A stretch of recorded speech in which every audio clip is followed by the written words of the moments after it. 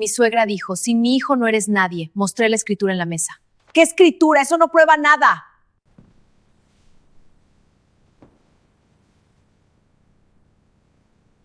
Antes de que entremos en la intimidad de este relato, te invito a que te suscribas y dejes tu like. No te cuesta nada, pero para nosotros, que compartimos estas historias tan humanas y reales, significa que no estamos solos en esto. Gracias de corazón por estar ahí. El sonido de la tierra golpeando la madera es algo que nunca se olvida. Es un sonido seco, definitivo, que te dice que la vida anterior se ha cerrado para siempre y que ahora estás sola frente al abismo.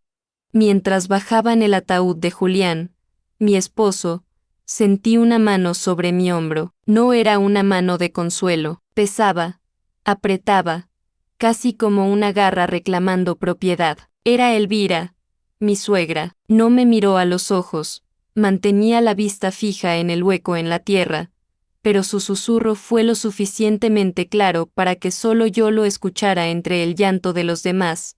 Disfruta el luto, Clara, porque cuando se sequen las lágrimas, vamos a hablar de números. En ese instante, con el corazón roto, no sabía que esa frase detonaría una guerra silenciosa que me llevaría a replantearme todo sobre el dinero y la lealtad. Si hubiera sabido lo que pasaría 6 meses después, quizás no habría llorado tanto esa tarde, sino que habría empezado a planear mi defensa mucho antes. Pero eso te lo contaré más adelante, porque la transformación de víctima a dueña de mi destino no ocurrió de la noche a la mañana. Julián y yo llevábamos 15 años casados. Él era el proveedor visible, el hombre de negocios exitoso, el rostro del éxito. Yo, según su familia, era la suertuda que se había sacado la lotería al casarse con él. Dejé mi carrera de arquitectura para cuidar de su madre enferma en su momento y luego, para gestionar la logística de nuestro hogar. Para el mundo, yo no trabajaba. Para Elvira, yo era un parásito. Lo que nadie veía era que yo llevaba las finanzas personales de la casa, invertía los ahorros en silencio y estudiaba el mercado de bienes raíces en mis noches de insomnio. Pero claro, eso no sale en las fotos familiares. Te pido por favor que te quedes hasta el final de este video. Sé que es tentador irse, pero lo que voy a revelarte sobre cómo funciona la ley y la mente humana ante la codicia te puede servir en tu propia vida. Y mientras escuchas, no salgas del video. Ve escribiendo en los comentarios si alguna vez has sentido que tu familia política te ve como un signo de dólar o como un estorbo. Tu opinión es vital para esta comunidad. La semana posterior al funeral fue una neblina. La casa, esa enorme estructura moderna que habíamos diseñado juntos, se sentía inmensa y vacía. Sin embargo, el silencio duró poco. Al 8º día, Elvira llegó. No tocó el timbre, usó la llave que Julián le había dado para emergencias. Entró como si fuera la dueña, recorriendo la sala con una mirada de inventario, calculando el valor de los cuadros, de los muebles, de mi vida. Es una pena, dijo, pasando el dedo por el polvo inexistente de la mesa del comedor. Una casa tan grande para una mujer que no produce nada. Julián y yo construimos esto, Elvira, respondí, con la voz aún tomada por la tristeza. Julián la pagó, corrigió ella secamente.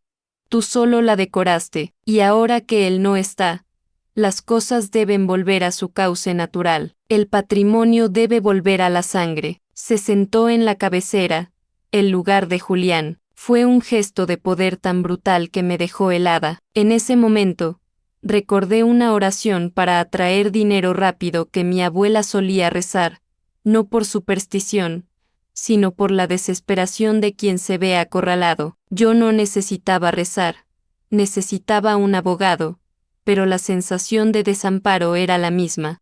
Elvira sacó una carpeta azul de su bolso. He consultado con el abogado de la familia, dijo, sin preámbulos. Como sabrás, Julián no actualizó su testamento en años. La mayor parte de los activos están a nombre de la empresa familiar, de la cual, lamentablemente para ti, Yo soy la socia mayoritaria ahora que mi hijo no está. Mi estómago dio un vuelco. Sabía que Julián era desorganizado con los papeles legales, pero siempre me aseguró que yo quedaría protegida. Lo que Elvira estaba a punto de proponerme no era una negociación, era una sentencia de destierro. Más adelante entenderás cómo este preciso momento de humillación fue la semilla para que yo buscara, casi obsesivamente, cómo volverme millonario o al menos, libre, pero en ese instante solo sentí miedo. ¿Qué estás diciendo?, pregunté, tratando de no temblar. Te ofrezco un trato generoso, Clara. Tienes un mes para desalojar. Te daremos una mensualidad por un año, suficiente para que alquiles algo modesto y busques un trabajo de verdad. Después de eso, te las arreglas sola. Sin mi hijo, no eres nadie, y esta casa es el legado de mi familia, no tu refugio. El aire se me escapó de los pulmones. Un drama financiero familiar es algo que ves en las noticias, no algo que te pasa mientras todavía hueles la colonia de tu marido muerto en las almohadas. Me sentí pequeña, insignificante. Ella tenía los abogados, el dinero y la crueldad. Yo solo tenía dolor. No puedes echarme, soy su viuda, susurré. Eres una mujer de 40 años sin carrera y sin activos a su nombre, sentenció ella, cerrando la carpeta con un golpe seco. Legalmente, la empresa es dueña de la propiedad, y la empresa es mía. Tienes 30 días. Salió de la casa dejándome con la palabra nadie resonando en las paredes. Esa noche no pude dormir. Me senté frente a la computadora y, en lugar de llorar, empecé a buscar desesperadamente en foros. Pasé horas leyendo relatos traducidos de foros extranjeros sobre viudas desheredadas, buscando un rayo de esperanza. Encontré un hilo en un foro legal donde un usuario anónimo desglosaba casos de herencias complejas. Había un comentario que decía, a veces, la verdadera escritura no es la que está en el registro, sino la que se firmó en privado antes de que el dinero cambiara de manos. Esa frase encendió una chispa en mi memoria. Recordé una conversación con Julián, hacía 5 años, en una servilleta de un restaurante, cuando la empresa de su madre estaba al borde de la quiebra y nosotros inyectamos capital personal. ¿Dónde estaba ese papel? ¿Existía siquiera o lo había soñado? Si te quedas conmigo, descubrirás que la memoria es un arma de doble filo, y que, a veces, la prosperidad y la abundancia no llegan por suerte, sino por saber dónde buscar en el pasado. Antes de cerrar esta parte, quiero recordarte que en la descripción hay un enlace con historias que no pueden contarse en YouTube por ser demasiado crudas y reales. Te recomiendo entrar solo después de ver el video completo. Me levanté a las 3 de la mañana, decidida a no ser una víctima. Fui al despacho de Julián, un lugar que Elvira ya había revisado, pero ella buscaba cuentas bancarias. Yo buscaba algo más antiguo. Empecé a vaciar los libros, sacudiendo cada página. Necesitaba encontrar el rastro del dinero, ese rastro que me llevaría a entender cómo atraer dinero rápido a mi vida, o mejor dicho, cómo recuperar lo que era mío. Fue entonces cuando encontré la agenda vieja de cuero negro, escondida detrás de la fila de enciclopedias. Al abrirla, cayó una tarjeta de visita de un notario en un pueblo a 3 horas de aquí, con una fecha escrita a mano, el día que lo cambiamos todo. Mi corazón empezó a latir con fuerza. La guerra había comenzado, y Elvira no tenía idea de que la nadie estaba a punto de despertar. Con la tarjeta del notario en la mano y el corazón en la garganta, esperé a que amaneciera. Esas horas antes del sol fueron las más largas de mi vida. Me sentía como una intrusa en mi propia historia, dándome cuenta de lo poco que sabía sobre los cimientos reales de nuestra libertad financiera. Habíamos vivido bien, sí, pero la comodidad me había vuelto ciega.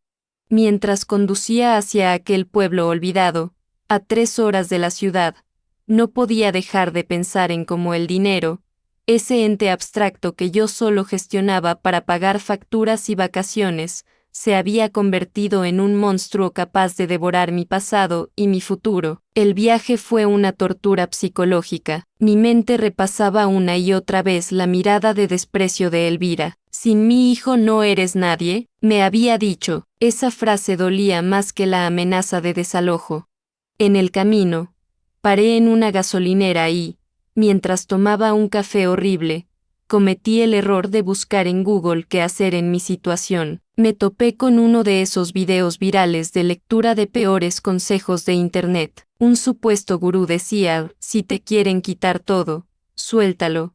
El universo te dará el doble si vibras alto. Casi tiro el teléfono contra la pared. Qué fácil es hablar de prosperidad y energía cuando no tienes a tu suegra cambiando la cerradura de tu casa mentalmente.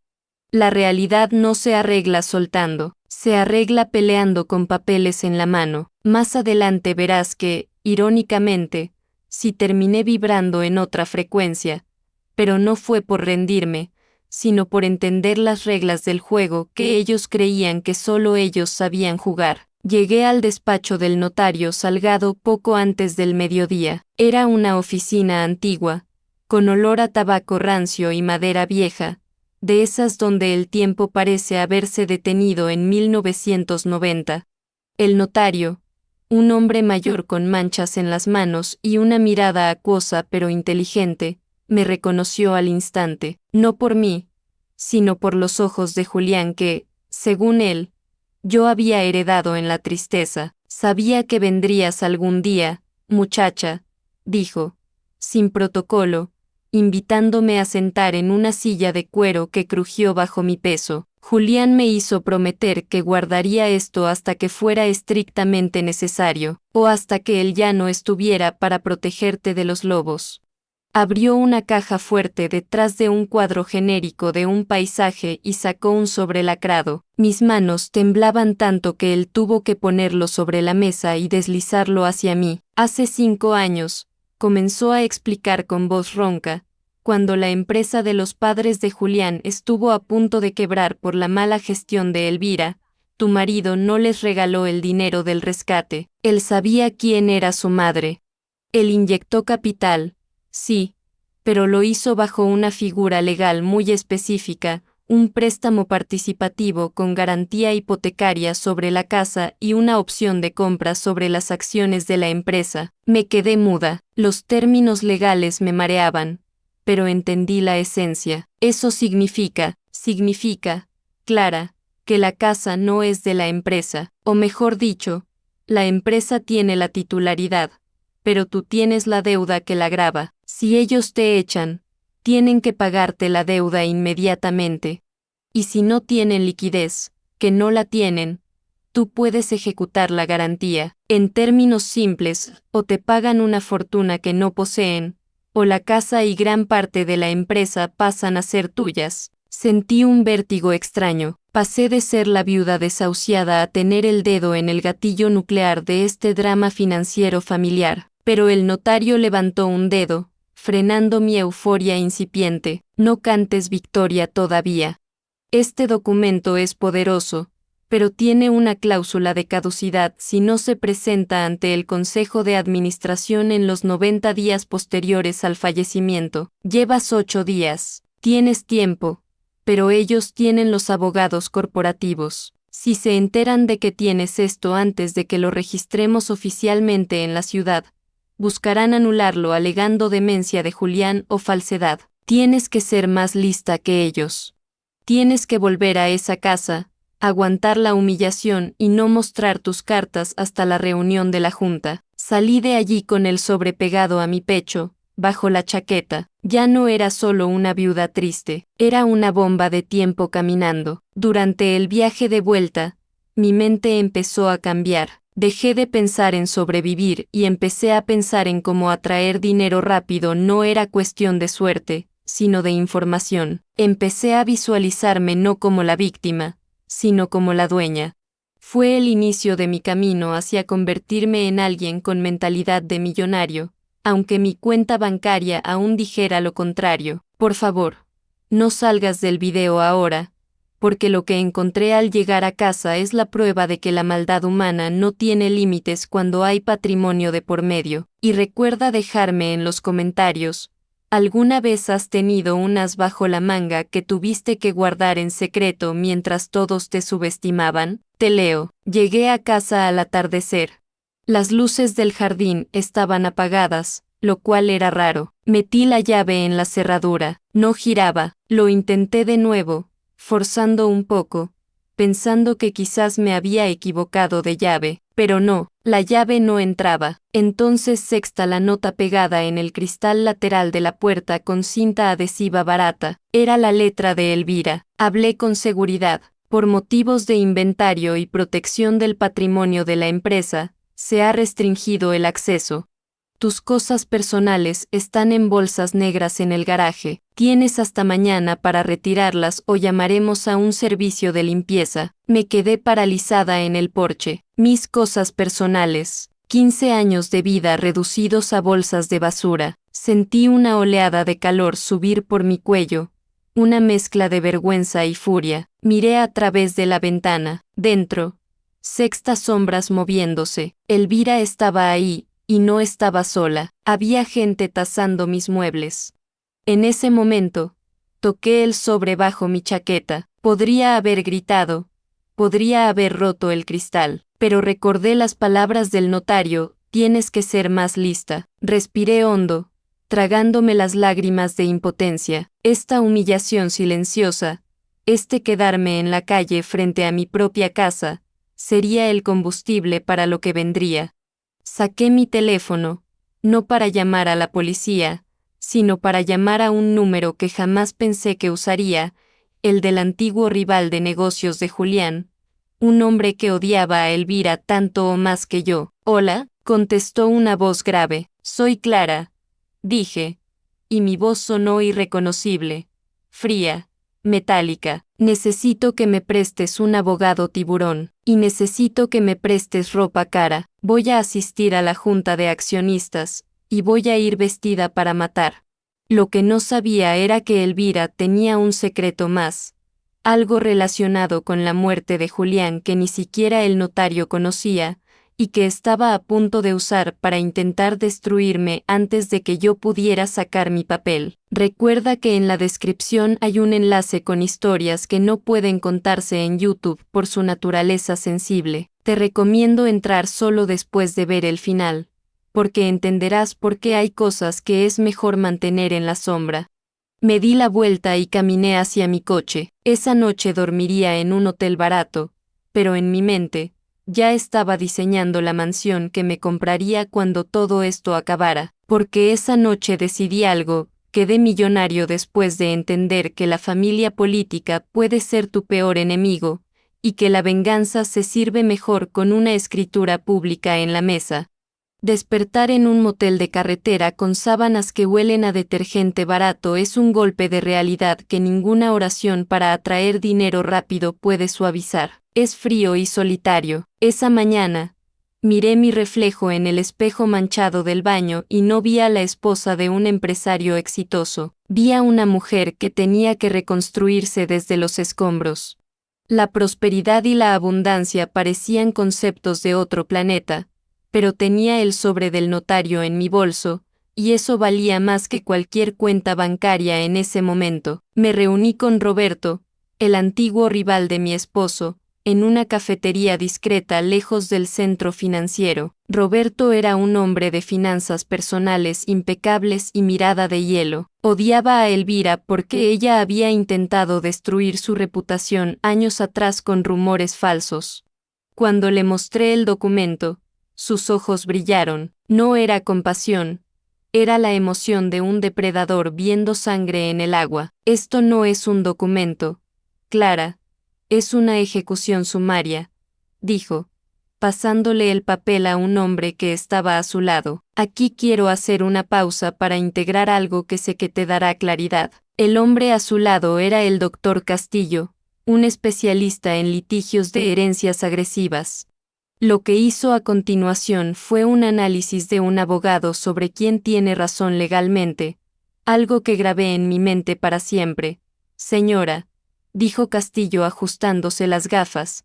Legalmente, su suegra tiene la posesión física del inmueble y el control administrativo de la empresa. Sin embargo, este préstamo participativo la convierte a usted en la acreedora principal. La ley es clara: en caso de insolvencia o falta de liquidez, el acreedor tiene prioridad sobre los accionistas.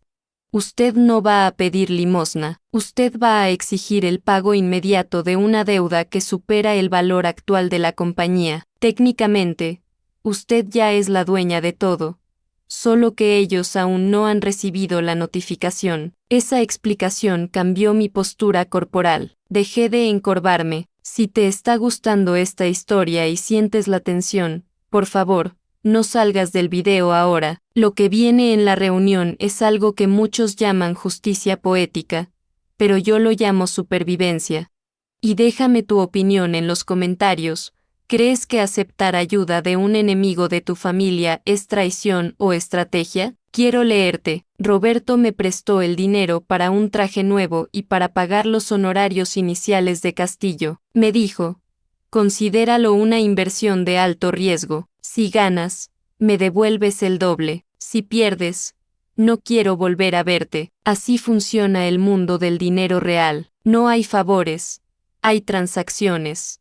Antes de la reunión de la junta, pasé 2 días estudiando los balances que Roberto consiguió por vías no oficiales. Descubrí que el drama financiero familiar era peor de lo que pensaba. Elvira había estado drenando las cuentas de la empresa para mantener su estatus social. Viajes, joyas, donaciones benéficas para la foto, todo pagado con el flujo de caja operativo. La empresa era un cascarón vacío. Mi casa era el único activo real que quedaba. Más adelante te contaré cómo este descubrimiento fue clave para mi transformación y cómo quedé millonario después de entender que la riqueza no es lo que muestras, sino lo que controlas. Pero en ese momento, solo sentía asco. Llegó el día, me vestí con un traje blanco impecable, un color que elegí a propósito. El luto se lleva en el corazón, pero el poder se viste de luz. Me maquillé para ocultar las ojeras de las noches en el motel. Me miré al espejo y repetí: soy libre, soy capaz, soy dueña. No era magia, era convicción. Al llegar al edificio corporativo, el primer obstáculo fue el guardia de seguridad. Era Paco, un hombre que me conocía de hace 10 años, a quien yo le preguntaba siempre por sus nietos. Lo siento, señora Clara, dijo bajando la mirada, avergonzado. La señora Elvira dejó órdenes estrictas. Usted no tiene acceso. Su nombre fue borrado de la lista de visitas. La humillación volvió a golpearme. La gente entraba y salía, mirándome parada en el torno de entrada como si fuera una mendiga elegante. Sentí el impulso de llorar, de dar media vuelta, pero entonces recordé el enlace que te menciono siempre en la descripción, con esas historias crudas que no pueden contarse aquí, historias de gente que se rindió y lo perdió todo. Yo no iba a ser una de esas historias. Te recomiendo ver ese contenido solo al final, porque entenderás la oscuridad de la que hablo. Respiré hondo, saqué mi teléfono y marqué a Roberto. Estoy abajo, no me dejan entrar. Pásale el teléfono a Paco, dijo él. Lo hice. Paco escuchó durante 10 segundos. Su cara palideció, me devolvió el teléfono y abrió el torno manual. Pase, señora, y buena suerte. Subí en el ascensor de cristal viendo la ciudad hacerse pequeña bajo mis pies. Mi corazón latía tan fuerte que temía que se escuchara en el silencio del pasillo. Al llegar a la sala de juntas, escuché las risas. Estaban celebrando. Elvira estaba ahí, con su abogado y 2 socios minoritarios, brindando con champán a las 10 de la mañana. Abrí la puerta sin tocar. El silencio que se hizo fue instantáneo y pesado. ¿Qué haces aquí?, espetó Elvira, dejando la copa con fuerza sobre la mesa de caoba. Seguridad debe haber cometido un error. Saquen a esta mujer. Nadie me va a sacar, Elvira, dije, caminando hasta el otro extremo de la mesa. Mi voz no tembló. Estaba canalizando toda la libertad financiera que estaba a punto de reclamar. Vengo a ocupar mi lugar. Tú no tienes lugar aquí. Eres una viuda desahuciada. Mañana entran los de la mudanza a la casa. Se burló ella, y los otros hombres sonrieron con esa complicidad machista que tanto me repugnaba. No vengo como viuda, respondí, sacando el sobre del notario y deslizándolo por la larga mesa hasta que se detuvo justo frente a ella. Vengo como tu mayor acreedora. Elvira miró el sobre, luego a mí, y soltó una carcajada nerviosa. ¿Qué es esto? ¿Una carta de amor? Ábrelo, ordené, pero antes de que pudiera abrirlo, su abogado, un tipo arrogante que no dejaba de mirar su reloj, lo tomó. A ver, terminemos con este drama rápido, dijo el abogado, abriendo el lacre con desdén. Leí su expresión mientras sus ojos recorrían las líneas del documento, primero indiferencia, luego confusión, y finalmente, terror puro. Se le cayó el color de la cara. Señora Elvira, murmuró el abogado, tenemos un problema muy grave. Elvira le arrebató el papel. ¿De qué hablas? Es solo papel mojado. No. Elvira, interrumpí, apoyando las manos en la mesa e inclinándome hacia ella. Es la hipoteca de la casa y la opción de compra de la empresa. Tienes 24 horas para pagarme $3 millones más intereses acumulados de 5 años. O si prefieres, puedes levantarte de esa silla, porque ahora es mía. Lo que Elvira hizo a continuación no fue gritar, fue algo mucho más peligroso, algo que me heló la sangre y que puso en riesgo no solo mi herencia, sino mi libertad física, porque una mujer acorralada que está acostumbrada a ganar es capaz de inventar crímenes con tal de no perder. El sonido del papel rompiéndose fue lo único que se escuchó en la sala durante unos segundos eternos. Elvira, con la respiración agitada y los ojos inyectados en sangre, había tomado la copia del documento y la había partido en dos, lanzando los pedazos al aire como confeti en una fiesta macabra. Fue un gesto teatral, desesperado, de alguien que ve cómo su imperio de naipes se derrumba ante una brisa de realidad legal. Pero lo que ella no sabía es que romper una copia no borra la verdad notarial. Esto es falso, gritó, señalándome con un dedo acusador que temblaba.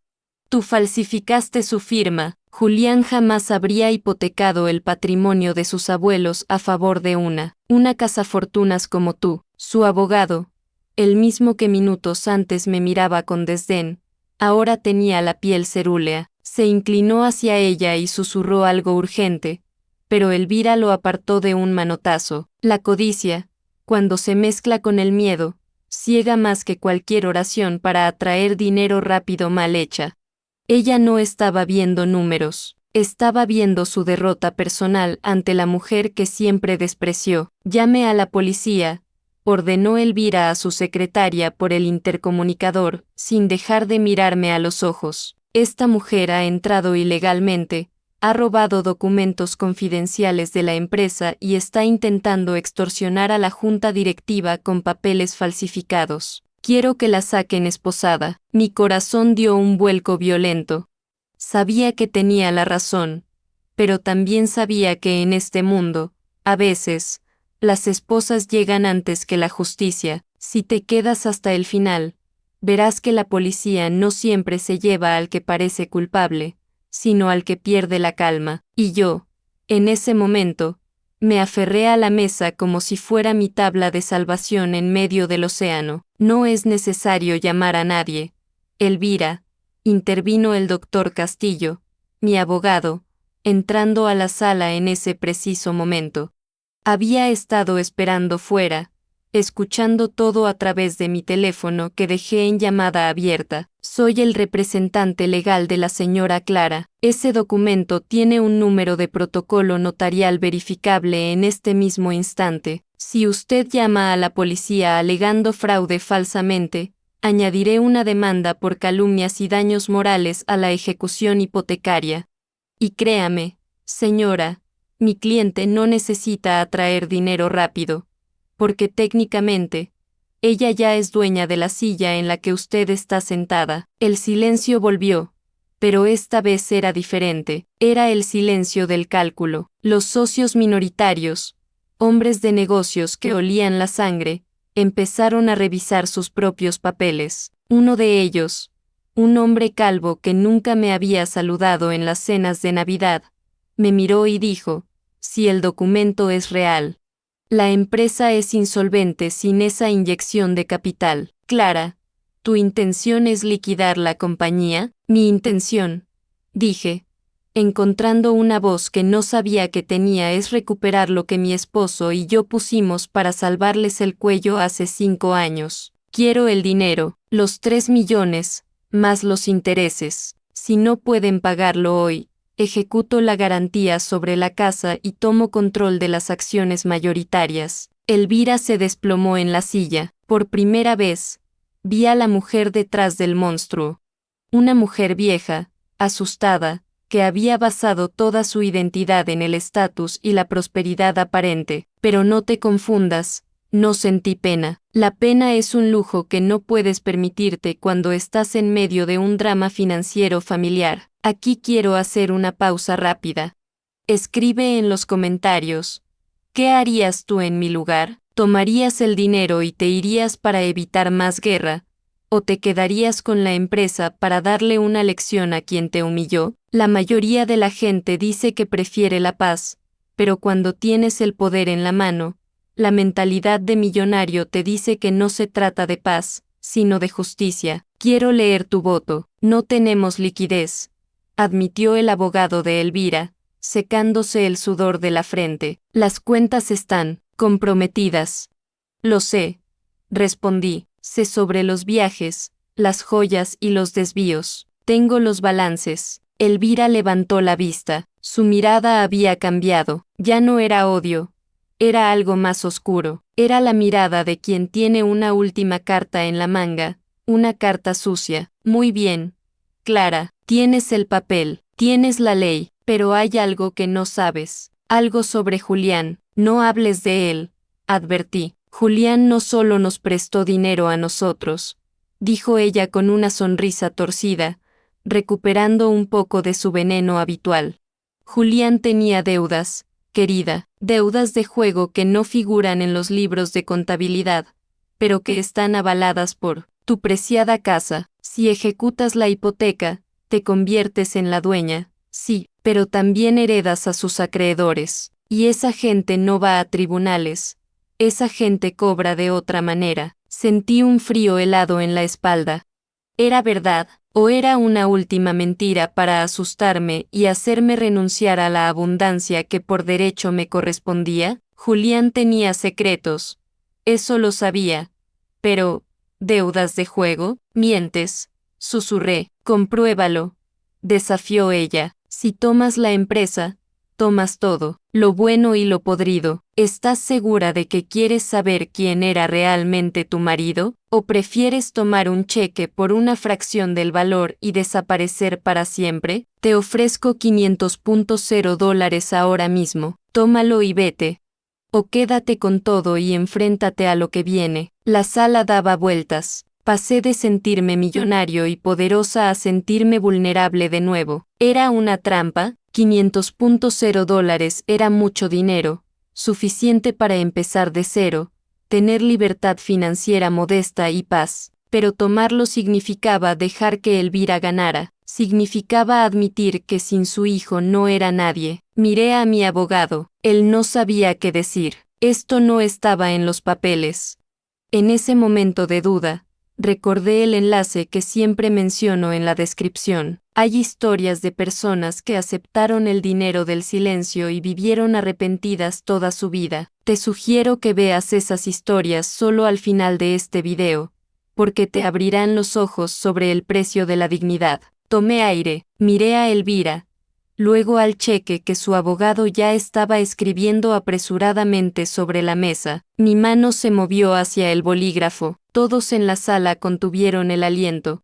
Iba a firmar, iba a rendirme, pero entonces, mi teléfono vibró. Era un mensaje de un número desconocido. Solo decía, no firmes. Sé lo que Elvira esconde en la caja fuerte del sótano. Julián no debía nada. Ella es la que debe. Levanté la vista del cheque y miré a Elvira a los ojos. Rompí el cheque en 4 pedazos, tal como ella había hecho con mi documento. No quiero tus migajas, Elvira, quiero la caja fuerte del sótano. La cara de mi suegra perdió todo color. Se puso de pie tan rápido que la silla cayó hacia atrás con un estruendo. No te atrevas, chilló, perdiendo totalmente la compostura. Nadie baja a ese sótano. Lo que descubrí en ese sótano no solo cambió mi vida financiera para siempre, permitiéndome decir que quedé millonario después de la tormenta, sino que reescribió la historia de toda la familia, y te aseguro que el final de esta historia no es lo que imaginas.